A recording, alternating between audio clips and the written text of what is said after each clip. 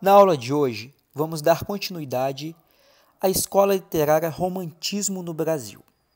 O romantismo no Brasil teve início em 1836, com a publicação do livro Suspiros Poéticos e Saudades, de Gonçalves de Magalhães. Foi resultado de um contexto histórico que levou à independência do Brasil, em 1822. Despertou nos artistas brasileiros o sentimento de nacionalismo, marcante na primeira geração da poesia romântica. A poesia romântica brasileira é dividida em 3 gerações, sendo a primeira indianista, que enaltecia o heroísmo indígena. O índio aqui era retratado como um grande herói. Ultrarromântica, centrada nas temáticas de amor e morte, e condoreira, de cunho social. A família real veio para o Brasil em 1808, no século XIX, pois, por divergências políticas, tiveram que deixar Portugal, pois Napoleão queria dominar toda a Europa. E a Inglaterra foi contra a essa sandice de Napoleão, que fez um bloqueio continental, proibindo países aliados e fazerem negócios com a Inglaterra. Característica do romantismo no Brasil. A maioria das características do romantismo no Brasil foi doada das particularidades do movimento europeu. Entretanto, como a estética tinha como objetivo contribuir para a formação de uma identidade, ela também acabou adotando elementos de contexto social do país. Algumas características pertinentes do romantismo no Brasil.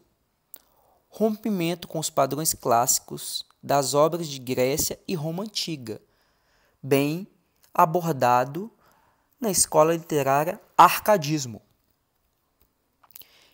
Individualismo, subjetividade e sentimentalismo, características do romantismo também europeu.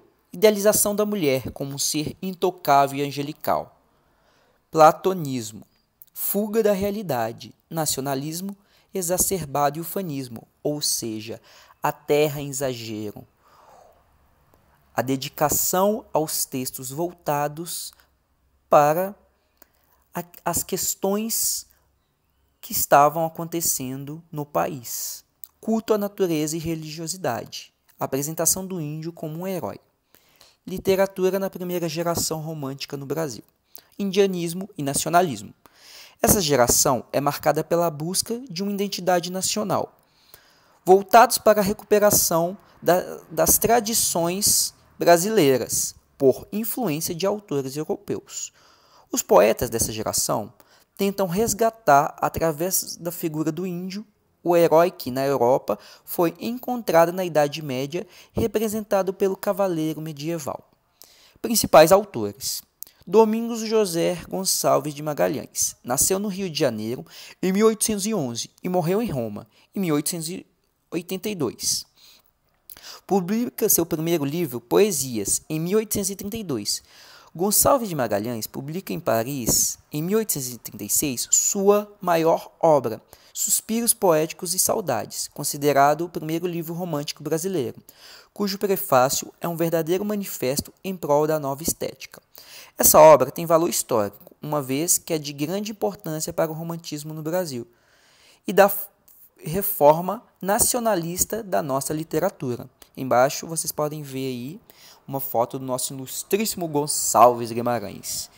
Gonçalves de Magalhães teve importância histórica na introdução da estética romântica e na batalha pela reforma nacionalista da literatura brasileira, como já havia falado anteriormente. Em 1856, Gonçalves de Magalhães publica A Confederação dos Tamoios, poema épico em 10 cantos, versos decassílabos, estrofação livre.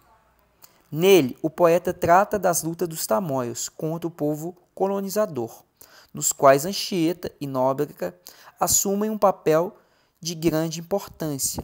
Tamoios, poema épico em 10 cantos, versos decassílabos, estrofação livre. Nele, o poeta trata das lutas dos tamoios contra o povo colonizador, nas quais Anchieta e Nóbrega assumem um papel de grande importância. é o padre Anchieta, né, e o padre José de Nóbrega, que foram os dois catequizadores dos índios, né, no quinhentismo e no barroco. Principais obras: Poesia, Poesia Lírica, Suspiro Poético e Saudades, de 1836, Poesia Épica, A Confederação dos Tamoios, de 1856, O Mistérios, de 1858, Cânticos Fúnebres, de 1864, novela Amância, de 1844, Antônio José, ou O Poeta e a Inquisição, de 1838, texto em verso. Antônio Gonçalves Dias nasceu em 1823, em Caxias, no Maranhão, e morreu no naufrágio do Ville Boulogne, em 1864. Filho de um comerciante português e de uma cafusa mestiça de negro e índio, o poeta se dizia descendente de 3 raças que formaram a etnia brasileira: o branco, o negro e o índio. Gonçalves Dias transmitia em sua obra a marca dessa origem, dessas 3 culturas empregadas em seu sangue.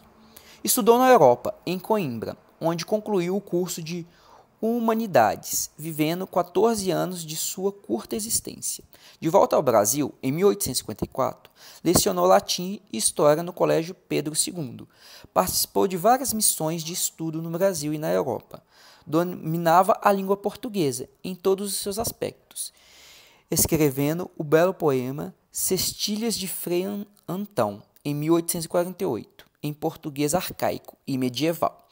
Amava Ana Amélia Freira do Vale, com quem pretendia se casar, mas foi impedido por isso. Gonçalves Dias foi um poeta de imaginação e acentuada sensibilidade. Lançou em 1846 seu livro de estreia, Primeiros Cantos, com a preocupação romântica de retorno ao passado. Valorizou o nosso indígena, tomando-o por tema em seus melhores poemas, como Juca Pirama, Marabá, Canção do Tamoio, O Canto do Piagá, Leito de Folhas Verdes, Os Timbiras. Poema inacabado em versos brancos. Parte dele se perdeu no naufrágio do navio, em que levou à morte do poeta, quando voltava da Europa. Embora não tenha sido ele o introdutor desse tema na poesia brasileira, é considerado o maior autor indianista brasileiro. O índio nas obras de Gonçalves Dias. O índio, em seus poemas, é interpretado como um herói num cenário vivo e exuberante. Gonçalves Dias defendeu-o da dominação dos brancos invasores, ao lado da poesia indianista. Escreveu ainda belas páginas líricas. Muitos temas e formas da sua poesia servirão de modelo autores de períodos posteriores ao romantismo. As principais obras de Gonçalves Dias foi Poesia, Primeiros Cantos, de 1846, Cantos e Cestilhas, de Frei Antão, de 1848, Últimos Cantos, de 1851, Os Timbiras, de 1857, Teatro, Beatriz Cenci, de 1843, Teonor de Mendonça, de 1847, Boa de Gil, de 1850, Outros Gêneros, Memórias de Agapito Goiaba, de 1841, Dicionário da Língua Tupi, de 1858. Esse foi, então, a nossa introdução ao romantismo no Brasil, a primeira geração. A primeira geração, então, é destacada aí pelo Gonçalves e Gonçalves Dias.